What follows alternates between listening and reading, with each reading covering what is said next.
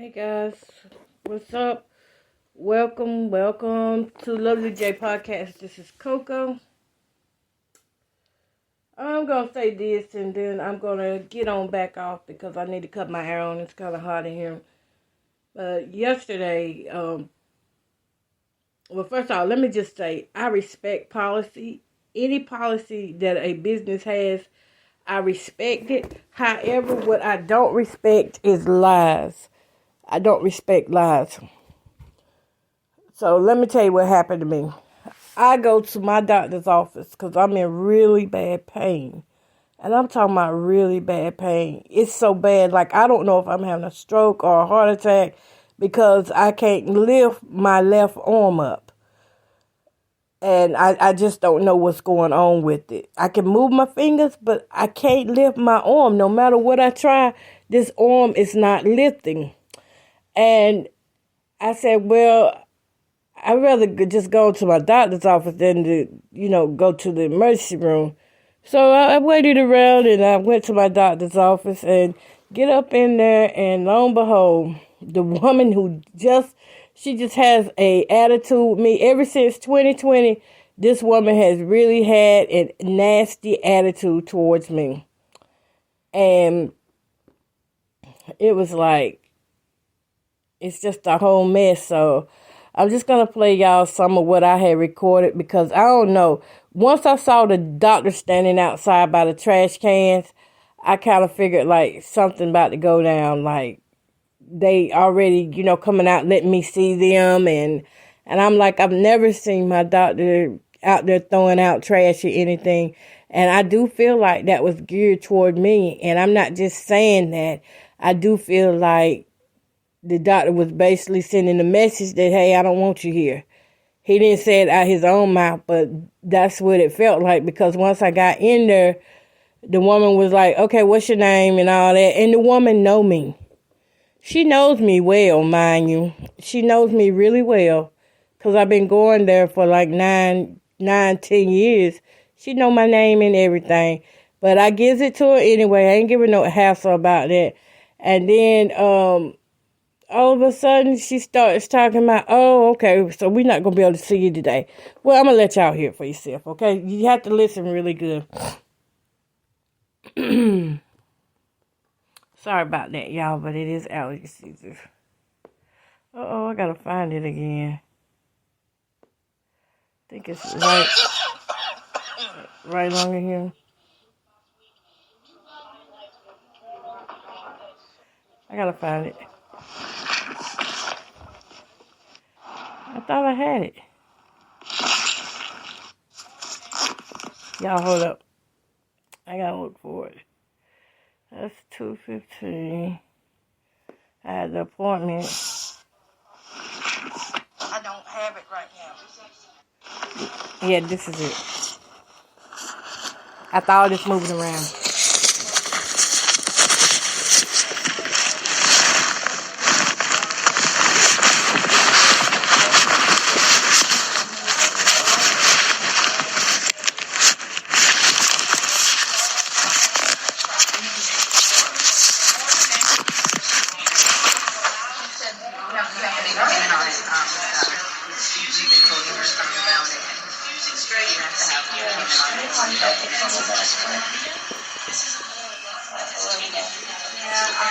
I did make a payment when I had the money.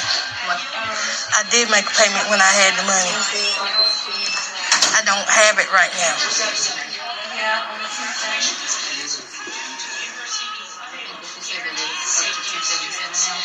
277. It was just 130 something. One that was 147.77 and one that's 125. No, that's not right. No, I want to see the doctor about this pain I'm in. That's what I want to do.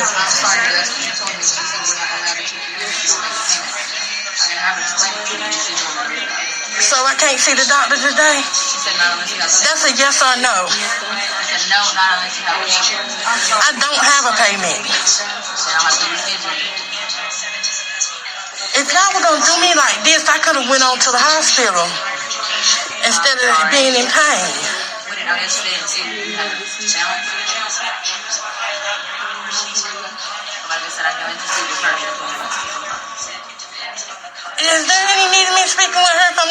saying?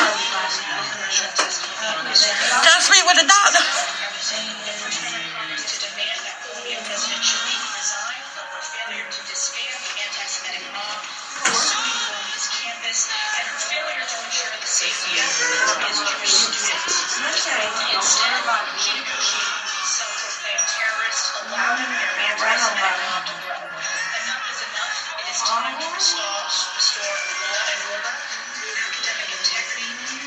What are you here for? I'm here for my arm. I can barely move it.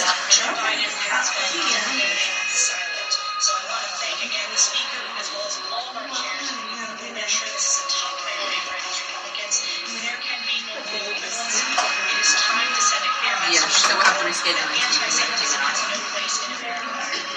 You mean? I'm sorry, I'm not in control. I'm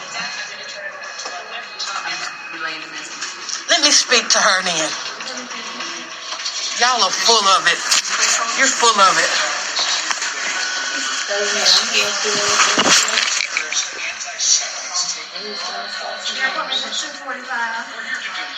Message to the University of Sir House Speaker Mike Johnson say that the House of Representatives is addressing anti-Semitism on college campuses and homes.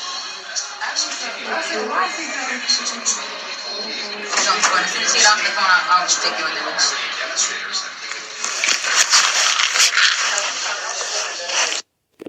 Okay, so after that point, I just went on and sat back down, and then I was like, you know what, this pain is getting worse, and they sent some other woman out to talk to me, and basically, you know, the woman lied. She said my bill was $277, and I say, how can it be that much when I've got this insurance here that's paying for this and paying for that? How are you coming up with that, you know? And it was just a whole lie. I do owe $125 that I try to make a payment on it every 3 months. What I have left, you know, whenever I go up there and get my blood work done, I pay something down on it whenever I go. But this time I didn't have nothing to pay down on it yesterday. I had to borrow gas money, okay, to get to the appointment. I had to borrow some money to get to the appointment. And then I get there and they tell me they can't see me. Listen, I respect policy. I do. I respect policy. If that man say that, no, I can't see you because you didn't make a payment, that's fine. But when you sit there and tell me I got a bill, my beef is with this other bill that's supposed to be paid. You calling out bills that's not even on the computer. You lying. That's the part that got me when she started saying $277. I was like, $277? That was a lie. And then to try to, you know, just, first of all, she didn't have to make the appointment because I'm pretty sure when my name showed up, a little red flag showed up beside it that says bill overdue or something. Something had to show up to show her that. And why wait till I get there to tell me that? She could have told me that over the phone, that, look, you got an outstanding bill. We haven't had a payment in such and such time, so we cannot see you today. I respect that part. I don't respect the lies. And that's why I pulled out my camera and I started videoing yesterday because I was like, wait a minute, now something is, you know, this isn't right. And I said, like, if I am having a heart attack or a stroke, you know, it's just going to be on y'all because I came to you. They say don't go to the emergency room as much. Try to use your doctor as much as you can. And I did that. I tried to go to my doctor and was refused treatment. Nothing hurts more than a good lie told. Boy, she told that thing with a straight face. $277. I go back on to my site and there's no bill for $277. Because first of all I do is go there and get checkups. That's every 3 months. Like yesterday was one of the days I was really in pain. I rarely go to them unless I'm really sick. I've got to be really sick to go to a doctor or either going for my refills. Other than that, I don't really deal with them like that. I try to stick to myself because I know doctors are underneath this program where they can't really treat you the way you need to be treated anyway. So I try to stick to myself. And if you're a person on Medicaid and Medicare, you're considered as part of the system. So when the system starts to operate, they get the big payouts, but you get treated less than. Although they're getting quality money to treat you, but you get treated like garbage. So I didn't want to fuss. I wasn't finna fuss with nobody. I just wanted answers, and I said, just tell me again, why it is you're not seeing me? That's for my record. They have their records. I needed my record. I wasn't trying to be no difficult person or anything. I needed my record. And the woman said, well, let me go look at your account. And I'm like, oh, no, can't do this thing.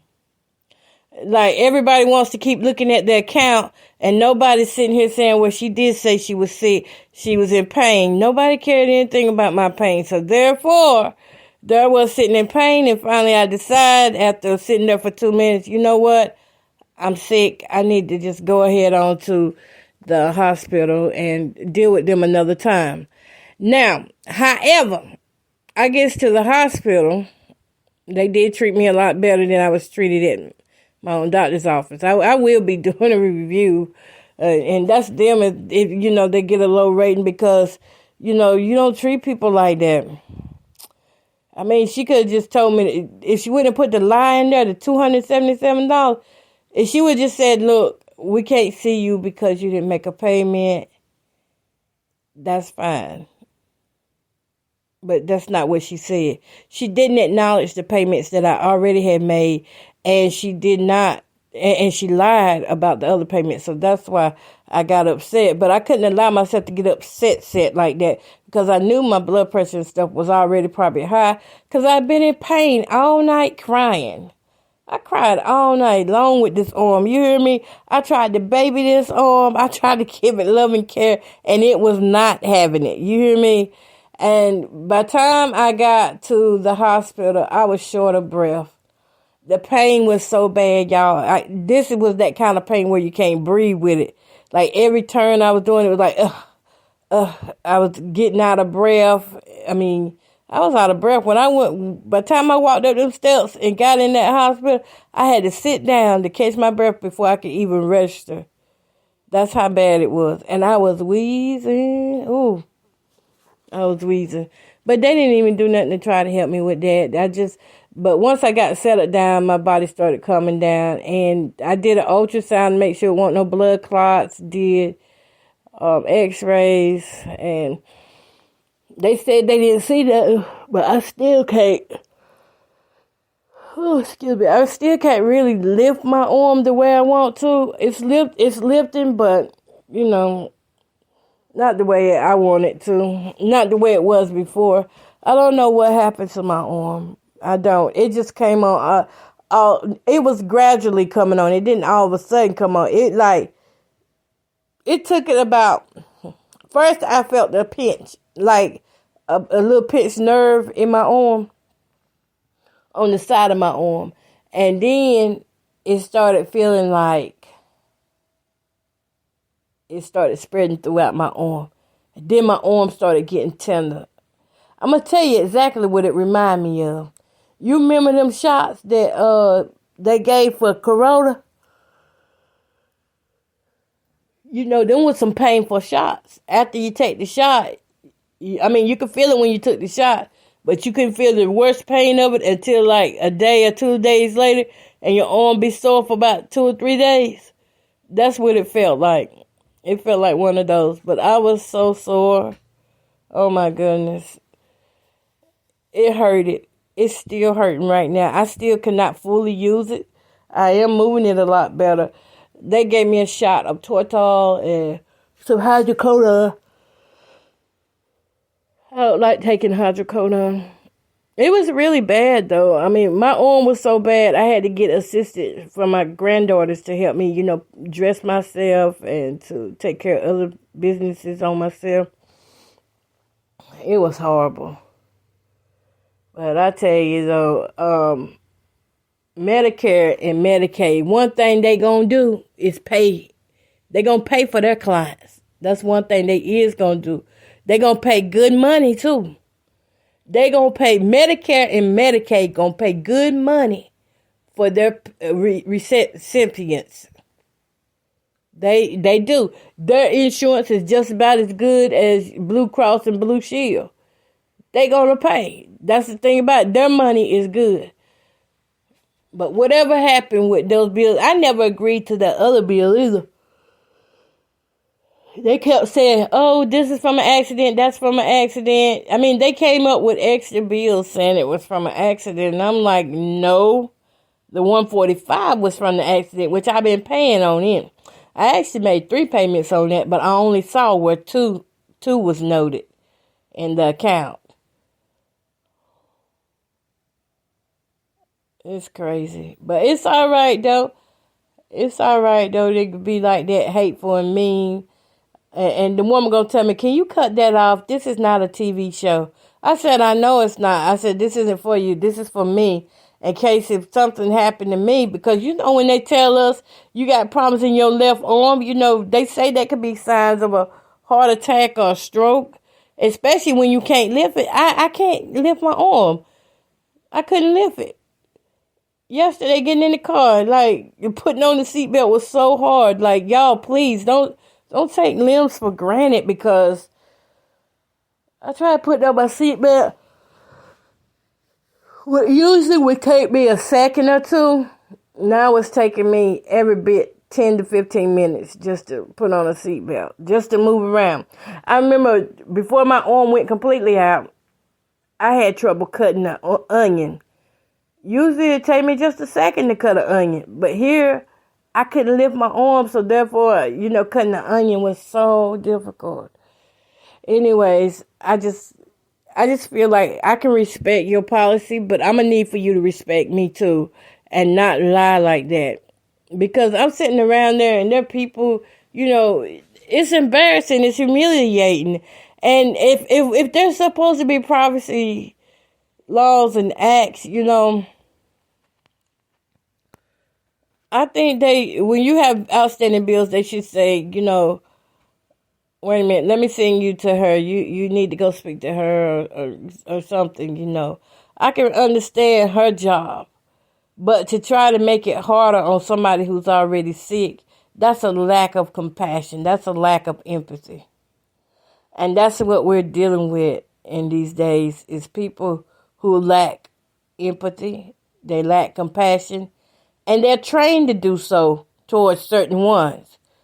Now, if it had been somebody with a little more money or somebody who isn't on the list, I call it the list, the government program list, then they would have probably been treated differently. But by me being on that list, that group of systematic people, you know, who receive Medicaid and Medicare, and you can, if you really listen to what your doctor says to you, you can hear them how they classify you without even asking them anything. You can tell by the way they talk to you, how they treat you, just how much they feel about you. Now, because I do know I got health problems, that's why I still go ahead and attend my appointments. You know, I'm going to have to find another doctor. This is out of hand. That lie is like, if your secretary willing to lie like this on me just so I can't get seen, and then they want to make a big scene. They made the big scene. And then, so when I seen how they were making a big scene, running back and forth, getting each other, that's when I pulled out my camera. Because I was like, y'all not finna triple team me, quadruple team me like that. So that's when I started, you know, doing my thing too. I was like, okay, y'all want to do it like that? I'm going to make sure that I have a video here that helps me as well. And I said that matter of fact, I might can play it for you. I can play the video for you, but you'll probably have to,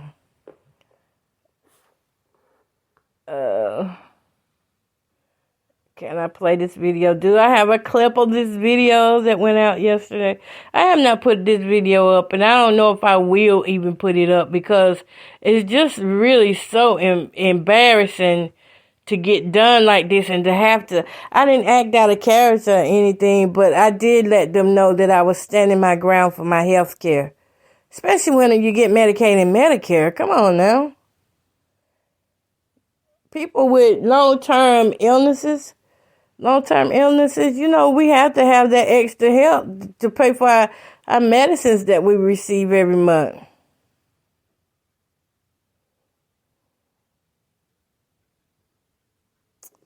Let's see. Y'all, I hear a fly in here, and it seems like that fly has been talking every time I talk. Okay. So Okay, so this is the receptionist that was talking when I told her to tell me again what it was. Again, why I'm being refused treatment? No, this is not funny. I don't have time to wait. I got to go to the hospital so I can get some treatment. I'm not the one that said it, so I'm not saying. Oh, I'm sorry, y'all. She denied that she was the one that said it. No, you just told me I was refused treatment because of a bill.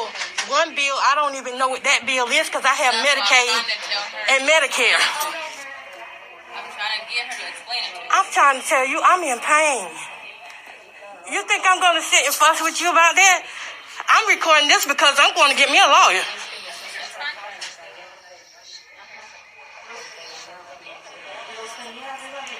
Because you the one told me that. You told me that. I can't get treatment because of an unpaid bill where I have Medicaid and Medicare. See, you want me to act out, but you ain't getting that. It's not the first time I've had problems with y'all either. Y'all don't be scheduling my appointments, not answering my phone calls. At this point, y'all, she gets up and walks away from me. So there's nothing to see on that. She gets up and walks away. But the honest truth is, I respect policy. I don't respect lies. And I had never said anything about it up until now about, how they really have been treating me. And the truth be told, I've really been getting treated bad since 2015. In 2015, they started mixing up the records. They mixed my sister's records up with mine. And from there, it seemed like they just didn't try to do better. They didn't want to do better. Had me doing all these tests on machines that did not even work. They said out their own mouth the machines didn't work. But yet Medicaid and Medicare got paid for it. See, I told you, Medicaid and Medicare, they pay good for their recipients because this is government money. They pay good for their recipients to have care, equal care as if I was paying out of pocket.